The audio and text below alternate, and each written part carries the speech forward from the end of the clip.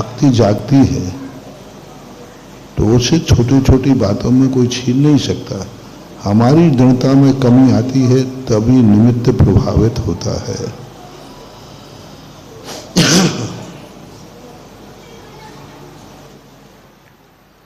विमलेश जैन सूरत से पूछते हैं,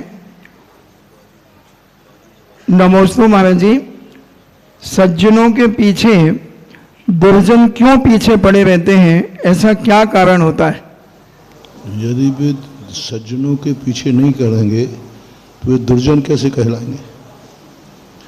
दुर्जन का अर्थ ही है कि जो सज्जन पुरुष हैं उनके पीछे, क्योंकि सज्जन पुरुषों की इज्जत होती है, दुर्जनों की कोई इज्जत नहीं होती, क्योंकि उनकी कोई, उनको शर्म ही नहीं होती कि हमारी कोई बेइज्जती होगी, हमारी कोई क्या होगा उनकी। इसलिए वो सज्जनों को करते हैं, क्योंकि सज्जनों के प्रति उनकी धारणा यही होती है कि हम सज्जनों को किसी प्रकार से आलोचना आदि करें। तो दुर्जन का ये स्वभाव है, यदि वो दुर्जन ऐसा नहीं करेगा तो फिर दुर्जन कैसे कहलाएगा?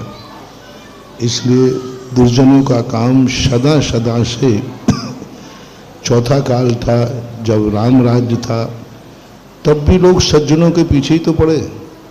जितनी कथाएं लिखी हैं, दुर्जनों ने सज्जनों को ही तो परेशान किया है। और उसका मूल कारण रहता है, जिसकी कोई इज्जत नहीं होती वो दूसरों की इज्जत उछालने में शर्म भी नहीं करता, क्योंकि उसकी स्वयं की कोई इज्जत ही नहीं है। और जब व्यक्ति बौखला जाता है तो वो सूरज को भी गालियां दे देता है, क्योंकि स्वयं की जब इज्जत बिल्कुल ही खत्म हो जाती है तो व्यक्ति बहुत बड़ा अपने ऊपर से ऐसी स्थिति बनते हैं। जो वो है ना कि जो खानदानी रईस होते हैं वे बड़े, जो खानदानी रईस होते हैं उनका मिजाज बहुत शांत और संवेदनशील होता है, और जो नई रईस होते हैं वे उछल खून करते रहते हैं।